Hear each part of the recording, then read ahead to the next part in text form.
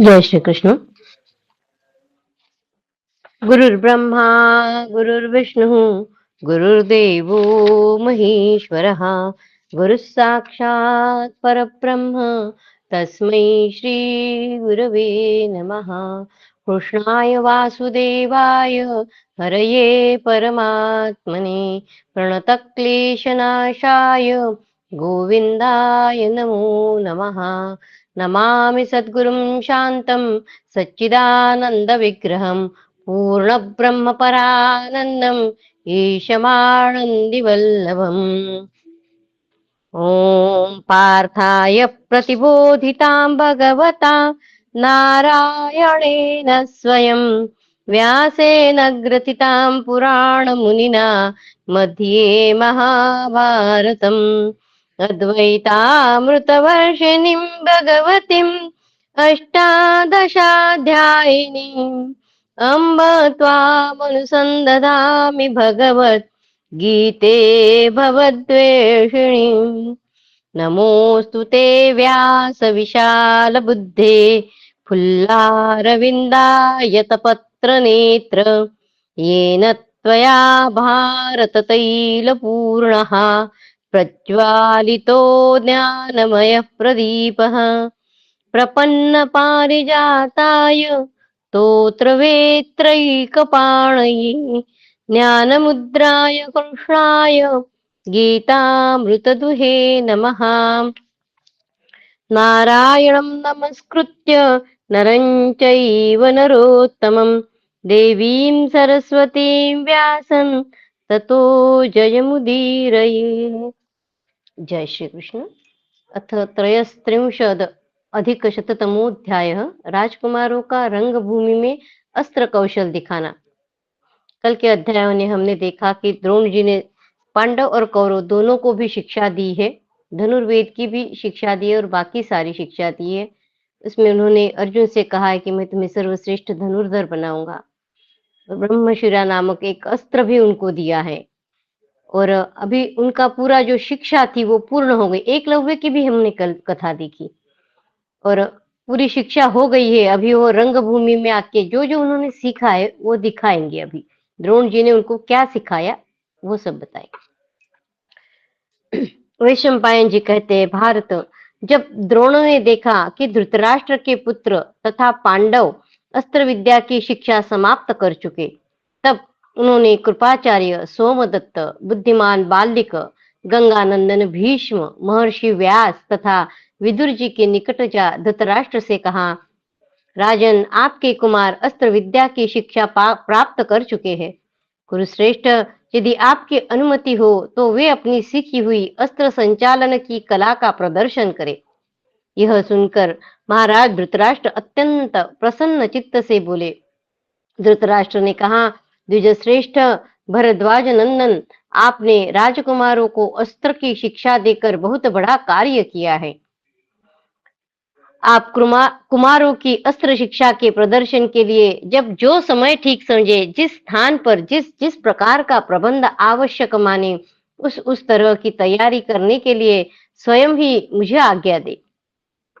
आज मैं नेत्रहीन होने के कारण दुखी होकर जिनके पास आंखें हैं उन मनुष्यों के सुख और सौभाग्य को पाने के लिए तरस रहा हूं, क्योंकि वे अस्त्र कौशल का प्रदर्शन करने के लिए भांति भांति के पराक्रम करने वाले मेरे पुत्रों को देखेंगे। आचार्य से इतना कहकर राजा धृतराष्ट्र विदुर से बोले, धर्मवत्सल विदुर, गुरु द्रोणाचार्य जो काम जैसे कहते हैं उसी प्रकार उसे करो। मेरी राय में इसके समान प्रिय कार्य दूसरा नहीं होगा।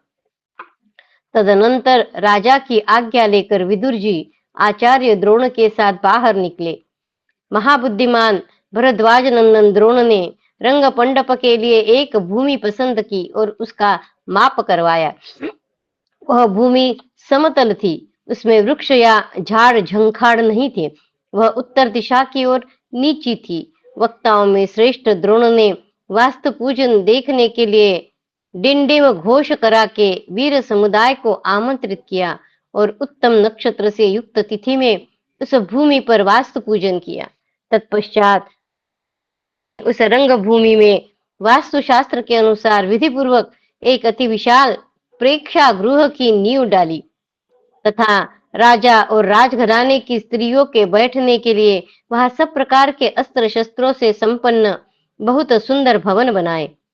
जनपद के लोगों ने अपने बैठने के लिए वहां ऊंचे और विशाल मंच बनवाए तथा स्त्रियों को लाने के लिए बहुमूल्य शिविकाएं तैयार कराई। प्रेक्षागृह ऐसे वहां पे शब्द आया था, उसका मतलब बता रहे कि जो उत्सव या नाटक आदि को सुविधा पूर्वक देखने के उद्देश्य से बनाया गया हो उसे प्रेक्षागृह या प्रेक्षा भवन कहते हैं। ऑडिटोरियम बोल सकते हैं हम या हॉल बोल सकते हैं। तत्पश्चात जब निश्चित दिन आया तब मंत्रियों सहित राजा धृतराष्ट्र, भीष्म जी तथा आचार्य प्रवर कृप को आगे करके बाल्लिक, सोमदत्त, भूरिश्रवा तथा अन्यान्य कौरवों और मंत्रियों को साथ ले नगर से बाहर उस दिव्य प्रेक्षागृह में आए। उसमें मोतियों की झालरें लगी हुई थी। वैदुर्य मणियों से उस भवन को सजाया गया था तथा उसकी दीवारों में स्वर्ण खंड मढ़े गए थे।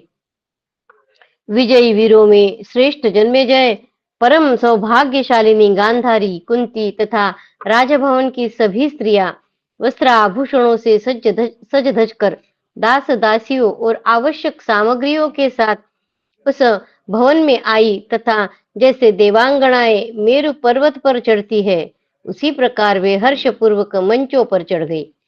ब्राह्मण, क्षत्रिय आदि चारों वर्णों के लोग कुमारों का अस्त्र कौशल देखने के इच्छा से तुरंत नगर से निकल कर आ गए। क्षण भर में वहां विशाल जन समुदाय एकत्र हो गया।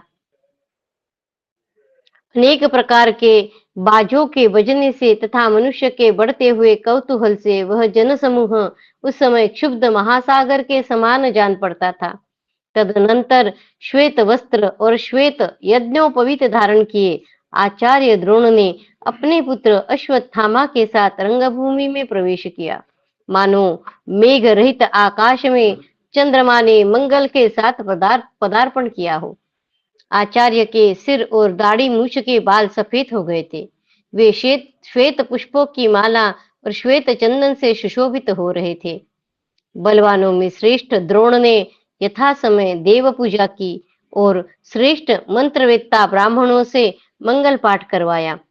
उस समय राजा धृतराष्ट्र ने स्वर्ण, मणि, रत्न तथा नाना प्रकार के वस्त्र आचार्य द्रोण और कृप को दक्षिणा के रूप में दिए। फिर सुखमय पुण्य वाचन तथा दान, होम आदि पुण्य कर्मों के अनंतर नाना प्रकार की शस्त्र सामग्री लेकर बहुत से मनुष्यों ने उस रंग मंडप में प्रवेश किया। उसके बाद भरतवंशियों में श्रेष्ठ वे वीर राजकुमार बड़े बड़े रथों के साथ दस्ताने पहने, कमर कसे, पीठ पर तुनीर बांधे और धनुष लिए हुए उस रंग मंडप के भीतर आए।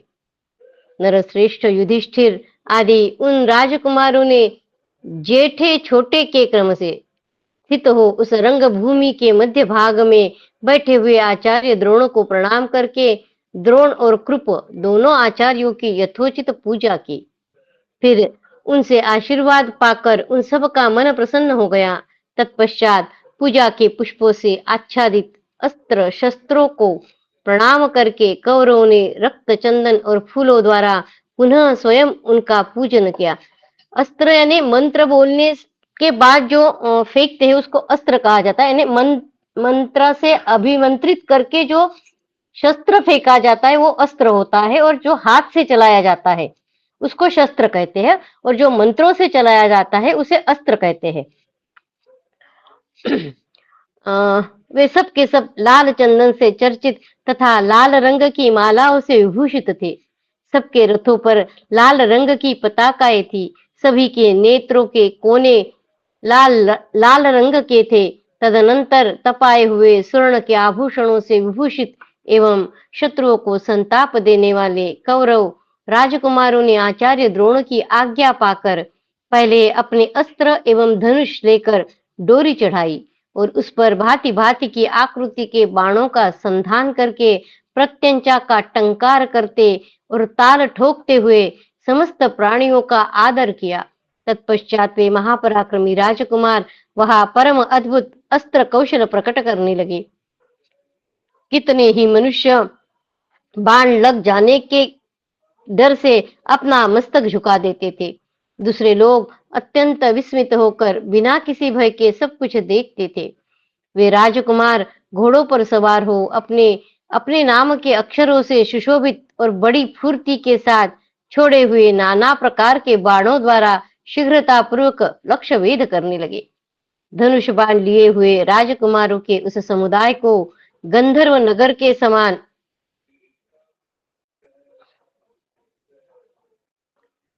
धनुष बाण लिए हुए राजकुमारों के उस समुदाय को गंधर्व नगर के समान अद्भुत देख वहां समस्त दर्शक आश्चर्यचकित हो गए। जन्मेजय सैकड़ों और हजारों की संख्या में एक एक जगह बैठे हुए लोग आश्चर्यचकित नेत्रों से देखते हुए सहसा साधु साधु यानी वाह वाह कहकर कोलाहल मचा देते थे। उन महाबली राजकुमारों ने पहले धनुष बाण के पैतरे दिखाए, तदनंतर रथ संचालन के विविध मार्गों यानी शीघ्र ले जाना, लौटा लाना रथ, दाएं जाना, बाएं जाना, मंडलाकार चलाना आदि का अवलोकन कराया। फिर कुश्ती लड़ने तथा हाथी और घोड़े के पीठ पर बैठकर युद्ध करने की चातुरी का परिचय दिया। इसके बाद वे ढाल और तलवार लेकर एक दूसरे पर प्रहार करते हुए खड्ग चलाने के शास्त्रोक्त मार्ग यानी ऊपर नीचे अगल बगल में घुमाने की कला का प्रदर्शन करने लगे। उन्होंने रथ, हाथी, घोड़े, भूमि इन सभी भूमियों पर यह युद्ध कौशल दिखाया। दर्शकों ने उन सब के ढाल तलवार के प्रयोगों को देखा। उस कला में उनकी फुर्ती, चतुरता, शोभा, स्थिरता और मुट्ठी की दृढ़ता का अवलोकन किया। तदनंतर सदा एक दूसरे को जीतने का उत्साह रखने वाले दुर्योधन और भीमसेन हाथ में गदा लिए रंगभूमि में उतरे। उस समय वे एक एक शिखर वाले दो पर्वतों की भांति शोभा पा रहे थे। वे दोनों महाबाहु कमर कसकर पुरुषार्थ दिखाने के लिए आमने सामने डटकर खड़े थे और गर्जना कर रहे थे, मानो दो मत वाले गजराज किसी हथिनी के लिए एक दूसरे से भिड़ना चाहते हो और चिघाड़ते हो। वे दोनों महाबली योद्धा अपनी अपनी गदा को दाएं बाएं मंडलाकार घुमाते हुए दो मदोन्मत्त हाथियों के भांति मंडल के भीतर विचरने लगे।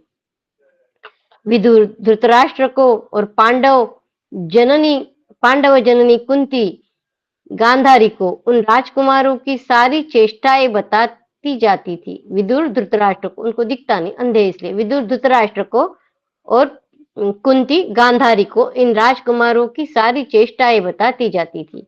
इति श्री महाभारते आदि पर्वाणि संभव पर्वण्यस्त्रदर्शने त्रयस्त्रिंशत् अधिक शततमोऽध्यायः। कृष्णाय वासुदेवाय हरये परमात्मने प्रणतक्लेशनाशाय गोविन्दाय नमो नमः। ओम नमो भगवते वासुदेवाय। ओम नमो भगवते वासुदेवाय। अथ चतुस्त्रिंशद अधिक शततमोऽध्याय। भीमसेन, दुर्योधन तथा अर्जुन के द्वारा अस्त्र कौशल का प्रदर्शन। वैशंपायन जी कहते हैं, जन्मेजय, जब कुरुराज दुर्योधन और बलवानों में श्रेष्ठ भीमसेन रंगभूमि में उतरकर गदायुद्ध कर रहे थे, उस समय दर्शक जनता उनके प्रति पक्षपातपूर्ण स्नेह करने के कारण मानो दो दलों में बट गई। कुछ कहते हैं, अहो वीर कुरुराज कैसा अद्भुत पराक्रम दिखा रहे हैं। दूसरे बोल उठते थे, वाह भीमसेन तो गजब का हाथ मारते हैं। इस तरह की बातें करने वाले लोगों की भारी आवाजें वहां सहसा सब ओर गूंजने लगी। फिर तो सारी रंगभूमि में क्षुब्ध महासागर के समान हलचल मच गई।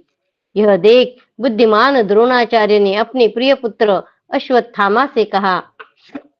द्रोण बोले, वत्स, ये दोनों महापराक्रमी वीर अस्त्र विद्या में अत्यंत अभ्यस्त है।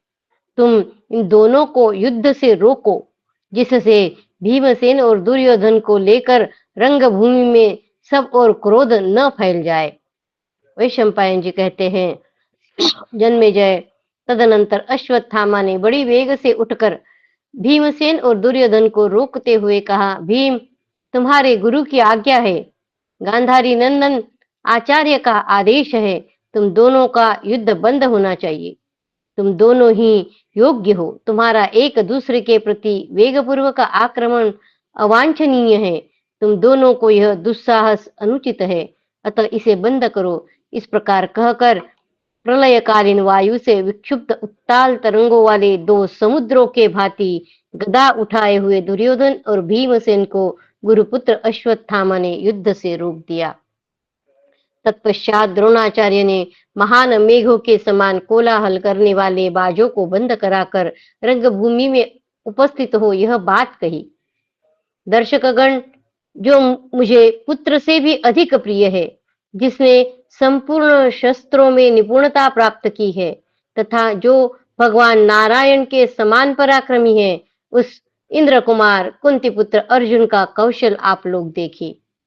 तदनंतर आचार्य के कहने से स्वस्ति वाचन कराकर तरुण वीर अर्जुन गोह के चमड़े के बने हुए हाथ के दस्तान पहने बाणों से भरा तरकस लिए धनुष सहित रंगभूमि में दिखाई दिए।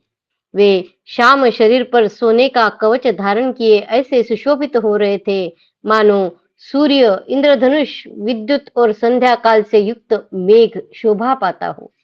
फिर तो समूचे रंग मंडप में हर्षोल्लास छा गया। तब सब और भांति बाजे और शंख बजने लगे।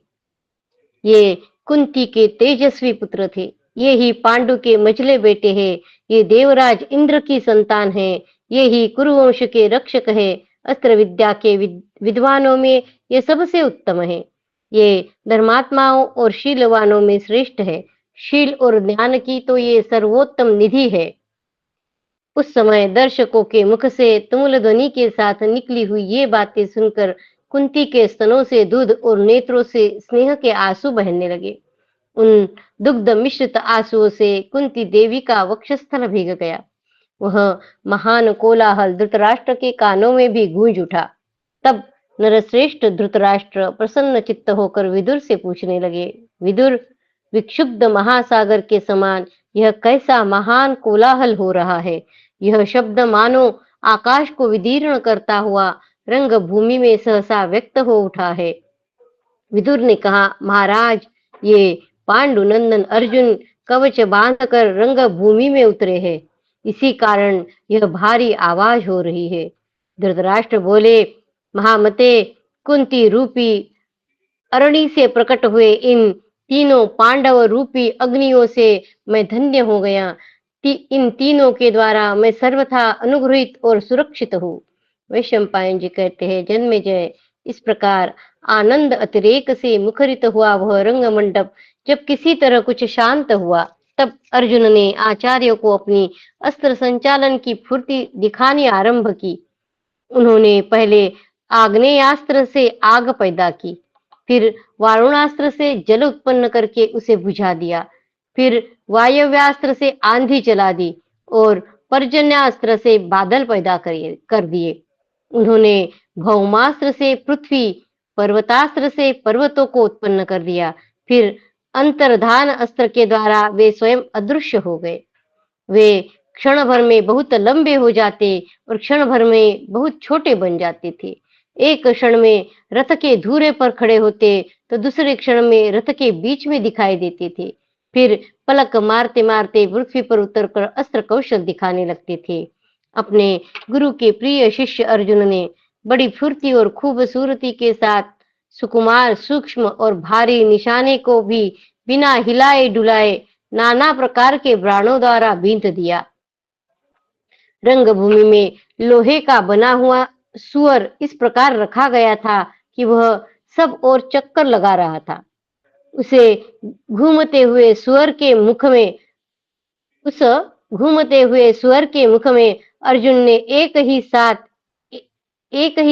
एक बाण की भांति 5 बाण मारे। ये पांचों बाण एक दूसरे से सटे हुए नहीं थे, अलग अलग बाण उस सुअर के मुंह में मारे जो वहां उस रंगभूमि में घूमता हुआ था। एक जगह गाय का सिंग एक रस्सी में लटकाया गया था जो हिल रहा था। महापराक्रमी अर्जुन ने उस सिंग के छेद में लगातार 21 बाण गड़ा दिए। निष्पाप जन्मेजय, इस प्रकार उन्होंने बड़ा भारी अस्त्र कौशल दिखाया। खड्ग, धनुष और गदा आदि के भी शस्त्र कुशल अर्जुन ने अनेक पैतरे और हाथ दिखलाए। भारत इस प्रकार अस्त्र कौशल दिखाने का अधिकांश कार्य जब समाप्त हो चला, मनुष्यों का कोलाहल और बाजे गाजे का शब्द जब शांत होने लगा, उसी समय दरवाजे की ओर से किसी का अपनी भुजाओं पर ताल ठोकने का भारी शब्द सुनाई पड़ा, मानो वज्र आपस में टकरा रहे हो। वह शब्द किसी वीर के महात्म्य तथा बल का सूचक था। उसे सुनकर लोग कहने लगे, कहीं पहाड़ तो नहीं फट गए, पृथ्वी तो नहीं विदीर्ण हो गई, अथवा जल की धारा से परिपूर्ण घनीभूत बादलों की गंभीर गर्जना से आकाश मंडल तो नहीं गूंज रहा है।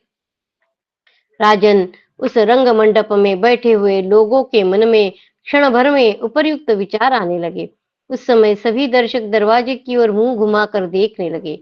इधर कुंती कुमार पांचों भाइयों से घिरे हुए आचार्य द्रोण 5 तारों वाले हस्त नक्षत्र से संयुक्त चंद्रमा की भांति शोभा पा रहे थे। शत्रुहंता बलवान दुर्योधन भी उठकर खड़ा हो गया।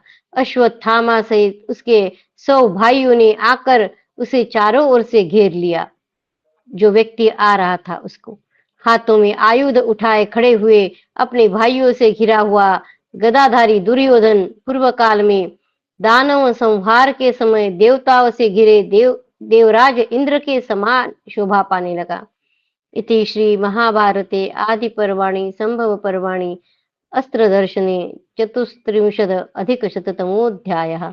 कृष्णाय वासुदेवाय हरये परमात्मने प्रणतक्लेशनाशाय गोविन्दाय नमो नमः। ओम नमो भगवते वासुदेवाय। ओम नमो भगवते वासुदेवाय। अथ पंचात्रिंशद अधिक शततमोध्याय। कर्ण का रंगभूमि में प्रवेश तथा राज्याभिषेक। वैशंपायन जी कहते हैं, जन्मेजय आश्चर्य से आंखें फाड़ फाड़ कर देखते हुए द्वारपालों ने जब भीतर जाने का मार्ग दे दिया, तब शत्रुओं की राजधानी पर विजय पाने वाले कर्ण ने उस विशाल रंग मंडप में प्रवेश किया। उसके शरीर के साथ ही उत्पन्न हुए दिव्य कवच को धारण कर रखा था। दोनों कानों के कुंडल उसके मुख को उद्भासित कर रहे थे। हाथ में धनुष लिए और कमर में तलवार बांधे वह वीर पैरों से चलने वाले पर्वत की भांति सुशोभित हो रहा था।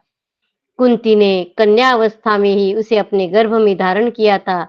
उसका यश सर्वत्र फैला हुआ था। उसके दोनों नेत्र बड़े बड़े थे। शत्रु समुदाय का संहार करने वाला कर्ण प्रचंड किरणों वाले भगवान भास्कर का अंश था। उसमें सिंह के समान बल, सांड के समान वीर्य तथा गजराज के समान पराक्रम था। वह दीप्ति से सूर्य, कांति से चंद्रमा तथा तेज रूपी गुण से अग्नि के समान जान पड़ता था। उसका शरीर बहुत ऊंचा था, अतः वह स्वर्णमय ताड़ के वृक्ष सा प्रतीत होता था। उसके अंगों की गठन सिंह जैसी जान पड़ती थी। उसमें असंख्य गुण थे। उसकी तरुण अवस्था थी। वह साक्षात भगवान सूर्य से उत्पन्न हुआ था, अतः उन्हीं के समान दिव्य शोभा से संपन्न था। उस समय महाबाहु कर्ण ने रंग मंडप में सब ओर दृष्टि डालकर द्रोणाचार्य और कृपाचार्य को इस प्रकार प्रणाम किया, मानो उनके प्रति उसके मन में अधिक आदर का भाव न हो। अधिक आदर का भाव न हो, इस प्रकार प्रणाम किया। रंगभूमि में जितने लोग थे वे सब निश्चल होकर एकटक दृष्टि से देखने लगे। यह कौन है, यह जानने के लिए उनका चित्त चंचल हो उठा।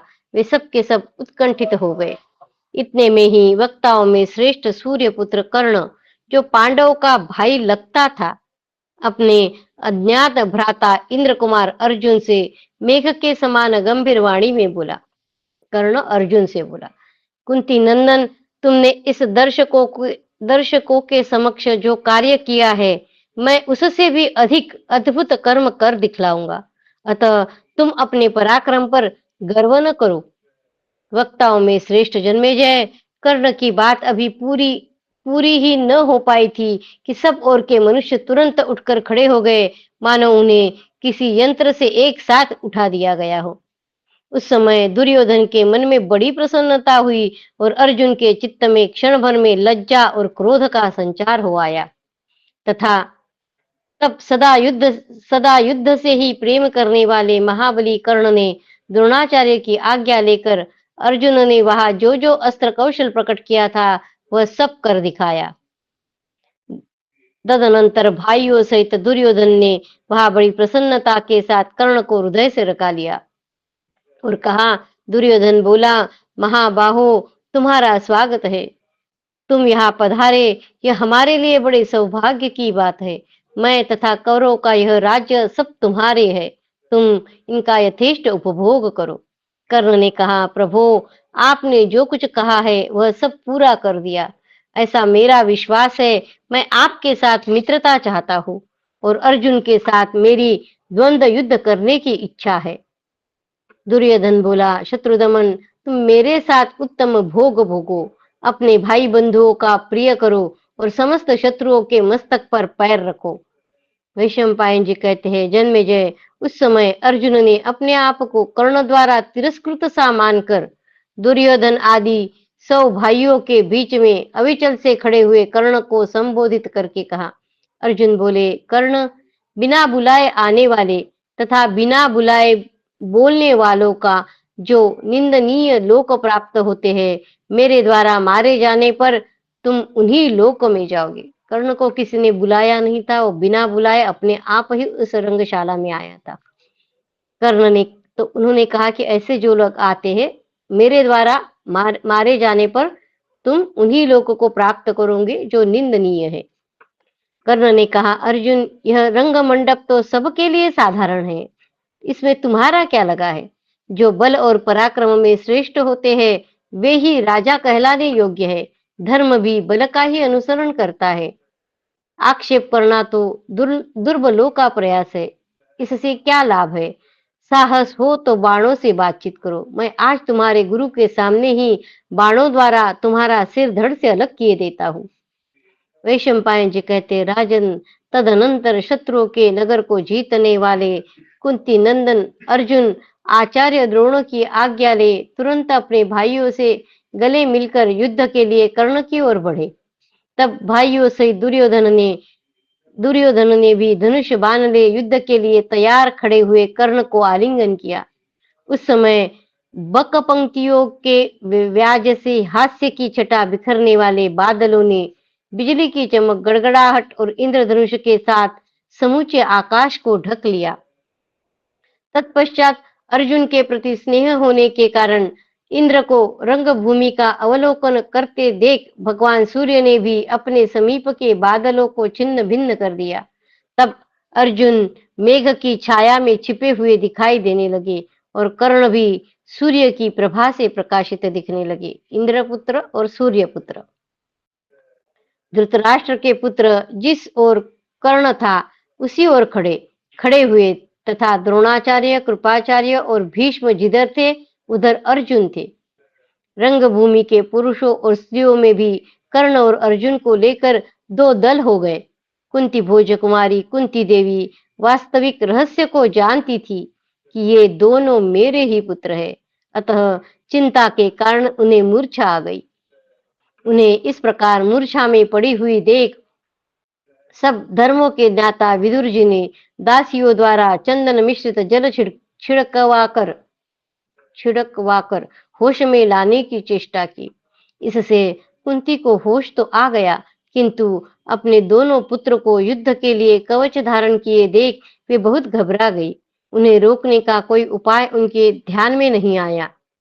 उन दोनों को विशाल धनुष उठाए देख द्वंद्व युद्ध की नीति रीति में कुशल और समस्त धर्मों के ज्ञाता शरदवान के पुत्र कृपाचार्य ने इस प्रकार कहा, कर्ण, ये कुंती देवी के सबसे छोटे पुत्र पांडुनंतर अर्जुन कुरुवंश के रत्न हैं, जो तुम्हारे साथ द्वंद्व युद्ध करेंगे। महाबाहो, इसी प्रकार तुम भी अपने माता पिता तथा कुल का परिचय दो और उन नरेश के नाम बताओ जिनका वंश तुमसे विभूषित हुआ है। इसे जान लेने के बाद यह निश्चय होगा कि अर्जुन तुम्हारे साथ युद्ध करेंगे या नहीं, क्योंकि राजकुमार नीच कुल और हीन आचार विचार वाले लोगों के साथ युद्ध नहीं करते। राजकुमार नीच कुल और हीन आचार विचार वाले लोगों के साथ युद्ध नहीं करते। वैशंपायन जी कहते हैं, जन्मेजय कृपाचार्य के यूं कहने पर कर्ण का मुख लज्जा से नीचे की ओर झुक गया। जैसे वर्षा के पानी से भीग कर कमल मुरझा जाता है, उसी प्रकार कर्ण का मुंह म्लान हो गया। तब दुर्योधन ने कहा, आचार्य, शास्त्रीय सिद्धांत के अनुसार राजाओं की 3 योनियां हैं। एक उत्तम कुल में उत्पन्न पुरुष, शूरवीर तथा सेनापति, यानी अत शूरवीर होने के कारण कर्ण भी राजा ही है। ऐसे वो कह रहे कि वो शूरवीर है। दूसरा, यदि ये अर्जुन राजा से भिन्न पुरुष के साथ रणभूमि में लड़ना नहीं चाहते, तो मैं कर्ण को इसी समय अंग देश के राज्य पर अभिषिक्त करता हूँ। वैशंपायन जी कहते, राजन, तदनंतर दुर्योधन ने राजा धृतराष्ट्र और गंगानंदन भीष्म की आज्ञा ले ब्राह्मणों द्वारा अभिषेक का सामान मंगवाया। फिर उसी समय महाबली एवं महारथी कर्ण को सोने के सिंहासन पर बिठाकर मंत्रवेत्ता ब्राह्मणों ने लावा और फूलों से युक्त स्वर्णमय कलशों के जल से अंग देश के राज्य पर अभिषिक्त किया। अंग देश का राजा बनाया कर्ण को। तब मुकुट, हार, केयूर, कंगन, अंगद, राजोचित चिन्ह तथा अन्य आभूषणों से विभूषित हो वह छत्र, चवर तथा जय जयकार के साथ राजश्री से सुशोभित होने लगा। फिर ब्राह्मणों से समादृत हो राजा कर्ण ने उन्हें असीम धन प्रदान किया। राजन, उस समय उसने कुरुश्रेष्ठ दुर्योधन से कहा, द्रुपति शिरोमणे, आपने मुझे जो यह राज्य प्रदान किया है, उसके अनुरूप मैं आपको क्या भेंट दूं? बताइए, आप जैसा कहेंगे वैसा ही करूंगा। कर्ण दुर्योधन से बोल रहा है। यह सुनकर दुर्योधन ने कहा, अंगराज, मैं तुम्हारे साथ ऐसी मित्रता चाहता हूँ जिसका कभी अंत न हो। उसके यूं कहने पर कर्ण ने तथास्तु कहकर उसके साथ मैत्री कर ली। फिर वे दोनों बड़े हर्ष से एक दूसरे को हृदय से लगाकर आनंद मग्न हो गए। इति श्री महाभारते आदि पर्वाणि संभव पर्वाणि कर्णाभिषेके पंचत्रिंशद अधिक शततमोऽध्यायः। कृष्णाय वासुदेवाय हरये परमात्मने प्रणतक्लेशनाशाय गोविन्दाय नमो नमः। ओम नमो भगवते वासुदेवाय। ओम नमो भगवते वासुदेवाय। अथ षट्त्रिंशद अधिक शततमोऽध्याय। भीमसेन के द्वारा कर्ण का तिरस्कार और दुर्योधन द्वारा उसका सम्मान। वैशंपायन जी कहते हैं, जन्मेजय, तदनंतर लाठी ही जिसका सहारा था, वह अधिरथ कर्ण को पुकारता हुआ सा कांपता कांपता रंगभूमि में आया। अधिरथ जिसने कर्ण को पाला था, उसकी चादर खिसक कर गिर पड़ी थी और वह पसीने से लथपथ हो रहा था। पिता के गौरव से बंधा हुआ कर्ण अधिरथ को देखते ही धनुष त्याग कर सिंहासन से नीचे उतर आया। उसका मस्तक अभिषेक के जल से भीगा हुआ था। उसी दशा में उसने अधिरथ के चरणों में सिर रखकर प्रणाम किया। अधिरथ ने अपने दोनों पैरों को कपड़े के छोर से छिपा लिया और बेटा बेटा पुकारते हुए अपने को कृतार्थ समझा। उसने स्नेह से विह्वल होकर कर्ण को हृदय से लगा लिया और अंग देश के राज्य पर अभिषेक होने से भिगे हुए उसके मस्तक को आंसुओं से पुनः अभिषिक्त कर दिया। अधिरथ को देखकर पांडु कुमार भीमसेन यह समझ गए कि यह कर्ण सूत पुत्र है। फिर तो वे हंसते हुए से बोले, अरे ओ सूत पुत्र, तू तो अर्जुन के हाथ से मरने योग्य भी नहीं है। तुझे तो शीघ्र ही चाबुक हाथ में लेना चाहिए, क्योंकि यही तेरे कुल के अनुरूप है। सारथी था ना अधिरथ, इसलिए तुझे तो चाबुक हाथ में लेना चाहिए, क्योंकि यही तेरे कुल के अनुरूप है। नराधम, जैसे यज्ञ में अग्नि के समीप रखे हुए पुरोडाश को कुत्ता नहीं पा सकता, उसी प्रकार तू भी अंग देश का राज्य भोगने योग्य नहीं है। भीमसेन के यो कहने पर क्रोध के मारे कर्ण का होठ कुछ कांपने लगा और उसने लंबी सांस लेकर आकाश मंडल में स्थित भगवान सूर्य की ओर देखा। इसी समय महाबली दुर्योधन कुपित हो मदोन्मत्त गजराज की भांति भातृ समूह रूपी कमल कमल वन से उछलकर बाहर निकल आया। उसने वहां खड़े हुए भयंकर कर्म करने वाले भीमसेन से कहा, रुकोदर, तुम्हें ऐसी बात नहीं करनी चाहिए। क्षत्रियों में बल की प्रधानता है। बलवान होने पर क्षत्रबंधु यानी हीन क्षत्रिय से भी युद्ध करना चाहिए, अथवा मुझे क्षत्रिय का मित्र होने के कारण करने के साथ तुम्हें युद्ध करना चाहिए। शूर शूरवीरों और नदियों की उत्पत्ति के वास्तविक कारण को जान लेना बहुत कठिन है। जिसने संपूर्ण चराचर जगत को व्याप्त कर रखा है, वह तेजस्वी अग्नि जल से प्रकट हुआ है। दानवों का संहार करने वाला वज्र महर्षि दधीचि की हड्डियों से निर्मित हुआ है। सुना जाता है सर्वगुह्य स्वरूप भगवान स्कंद देव अग्नि, कृत्तिका, रुद्र तथा गंगा इन सब के पुत्र है। कितने ही ब्राह्मण क्षत्रियों से उत्पन्न हुए हैं। उनका नाम तुमने भी सुना ही होगा, तथा विश्वामित्र आदि क्षत्रिय भी अक्षय ब्राह्मणत्व को प्राप्त हो चुके। कर्ण क्षत्रिय है कि नहीं, इसके ऊपर उनकी चर्चा चल रही है कि उसमें बल है तो वो है, फिर उसने कहा कि वो मेरा मित्र है इसलिए वो क्षत्रिय है, तो उसके बारे में बता रहे हैं। कितने ही ब्राह्मण क्षत्रियों से उत्पन्न हुए हैं, उनका नाम तुमने भी सुना होगा, तथा विश्वामित्र आदि क्षत्रिय भी अक्षय ब्राह्मणत्व को प्राप्त हो चुके हैं। समस्त शस्त्रधारियों में श्रेष्ठ हमारे आचार्य द्रोण का जन्म कलश से हुआ है। महर्षि गौतम के कुल में कृपाचार्य की उत्पत्ति भी सरकंडों के समूह से हुई है। तुम सब भाइयों का जन्म जिस प्रकार हुआ है वह भी मुझे अच्छी तरह मालूम है। दुर्योधन बोल रहा है। समस्त शुभ लक्षणों से सुशोभित तथा कुंडल और कवच के साथ उत्पन्न हुआ सूर्य के समान तेजस्वी कर्ण किसी सूत जाति की स्त्री का पुत्र कैसे हो सकता है? क्या कोई हिरणी अपने पेट से बाघ पैदा कर सकती है? इस सूर्य सदृश तेजस्वी वीर को, जो इस प्रकार क्षत्रियोचित गुणों से संपन्न तथा समरांगण को सुशोभित करने वाला है, कोई सूत जाति का मनुष्य कैसे उत्पन्न कर सकता है? राजा कर्ण अपने इस बाहुबल से तथा मुझ जैसे आज्ञा पालक मित्र की सहायता से अंग देश का ही नहीं, समूची पृथ्वी का राज्य पाने का अधिकारी है। जिस मनुष्य से मेरा यह बर्ताव नहीं सहा जाता, वह रथ पर चढ़कर पैरों से अपने धनुष को नवावे, हमारे साथ युद्ध के लिए तैयार हो जाए। यह सुनकर समूचे रंग मंडप में दुर्योधन को मिलने वाले साधुवात के साथ ही युद्ध की संभावना से महान हाहाकार मच गया। इतने में ही सूर्यदेव अस्ताचल को चले गए।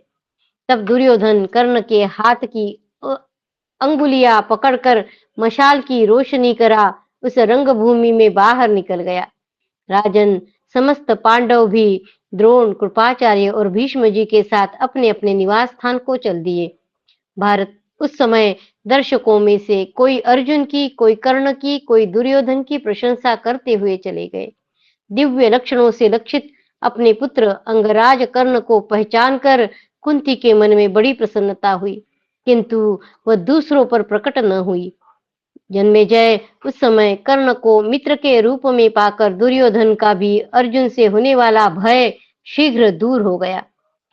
वीरवर कर्ण ने शस्त्रों के अभ्यास में बड़ा परिश्रम किया था। वह भी दुर्योधन के साथ परम स्नेह और सांत्वना पूर्ण बातें करने लगा। उस समय युधिष्ठिर को भी यह विश्वास हो गया कि इस पृथ्वी पर कर्ण के समान धनुर्धर कोई नहीं है। इति श्री महाभारते आदि पर्वाणि संभव पर्वाणि अस्त्र दर्शने षट्त्रिंशद अधिक शततमोऽध्याय।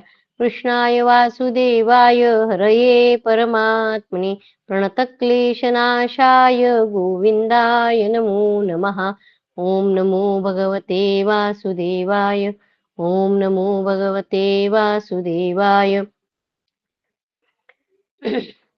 अथ त्रिंशत् अधिक शततमोऽध्याय।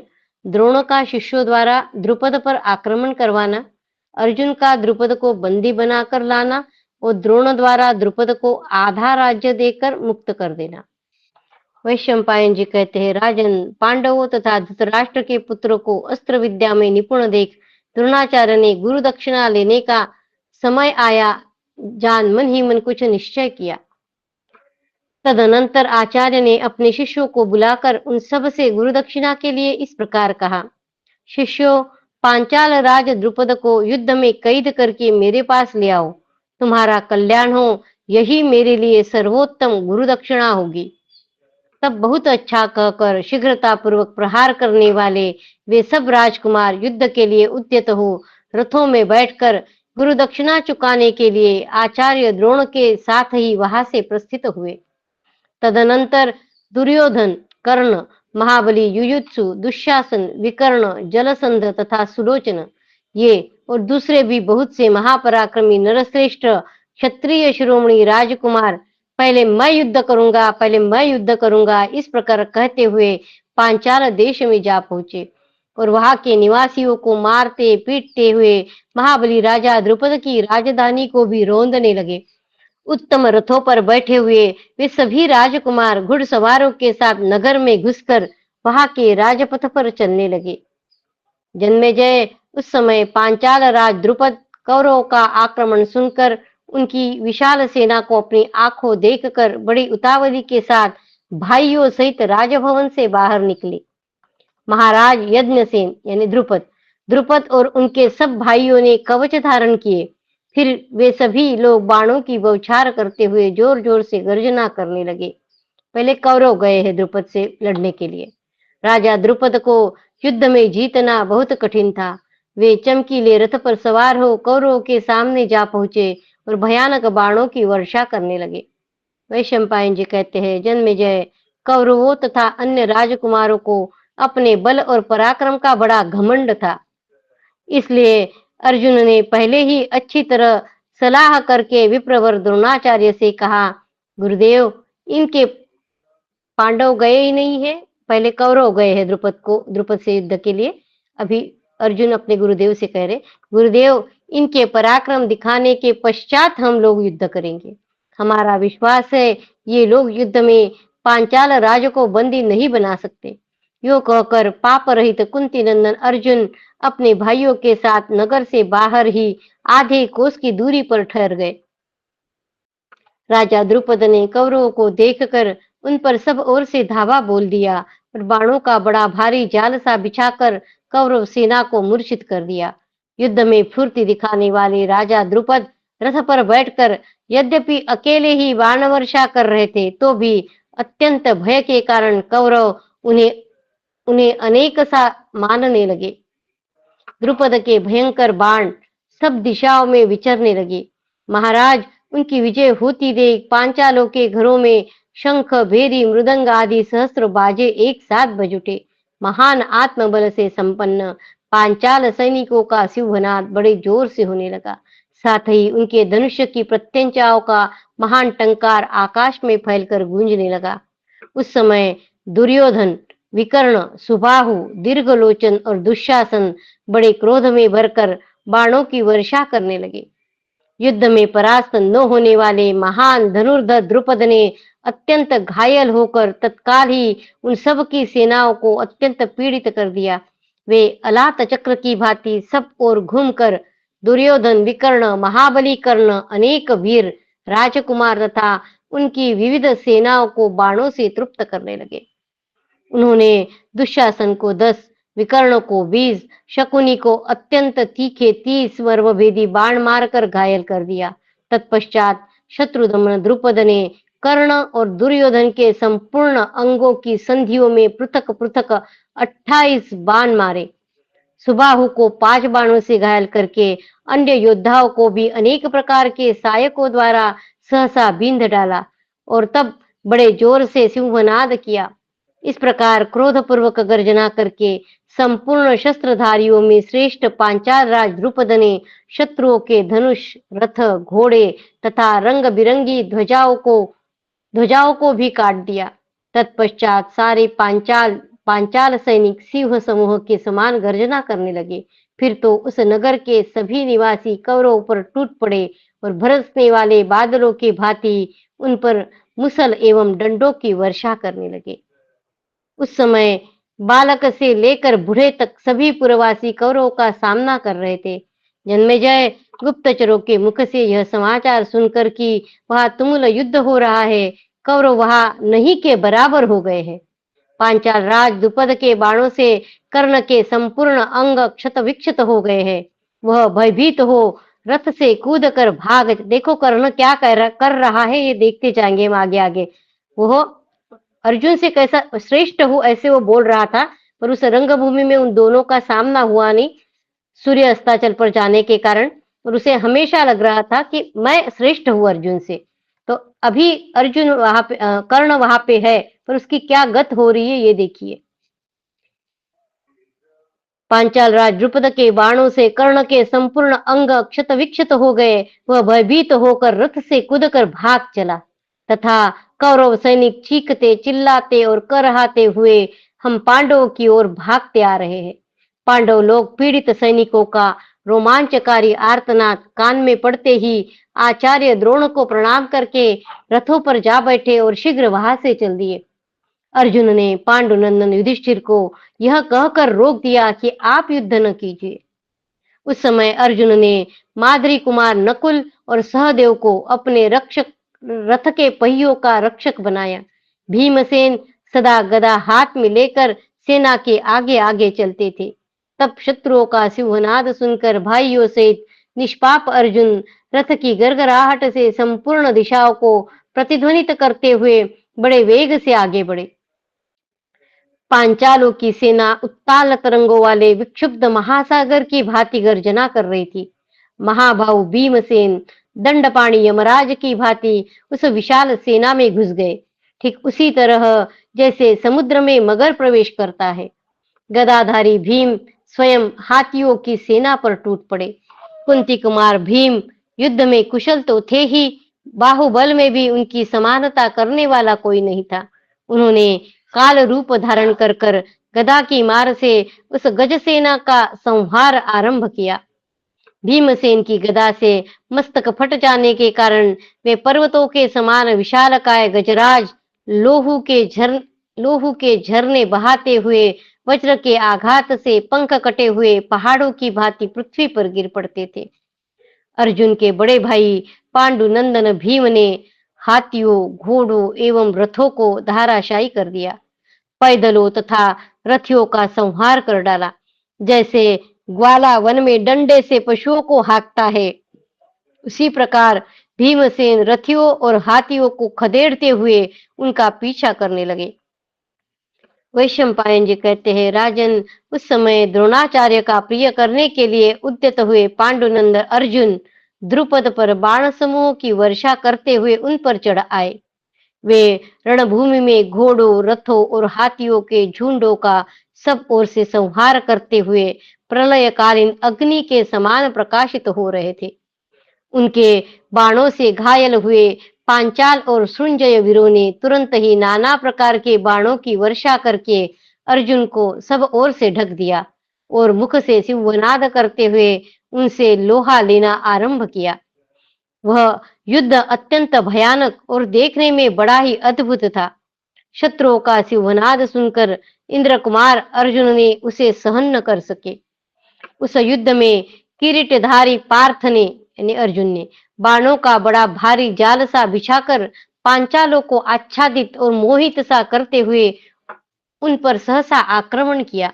यशस्वी अर्जुन बड़ी फुर्ती से बाण छोड़ते और निरंतर नए नए बाणों का संधान करते थे। उनके धनुष पर बाण रखने छोड़ने में थोड़ा सा भी अंतर नहीं दिखाई पड़ता था। महाराज, उस युद्ध में न तो दिशाओं का पता चलता था, न आकाश का, न पृथ्वी, और कुछ भी नहीं दिखाई देता था। बलवान वीर गांडीवधारी अर्जुन ने अपने बाणों द्वारा घोर अंधकार फैला दिया था। उस समय पांडव दल में साधुवाद के साथ साथ शिवनाद हो रहा था।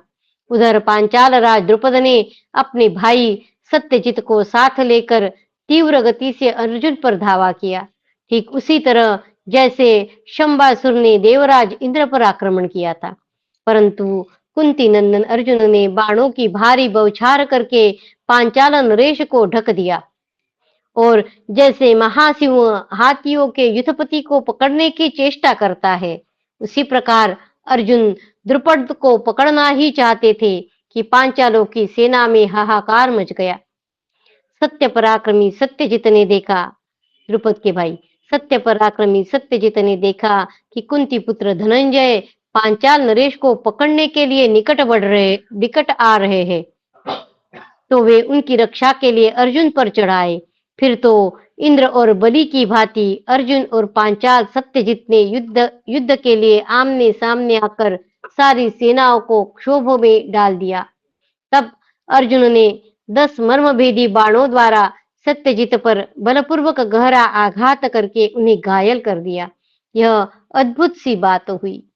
फिर पांचाल वीर सत्यजित ने भी शीघ्र ही 100 बाण मारकर अर्जुन को पीड़ित कर दिया।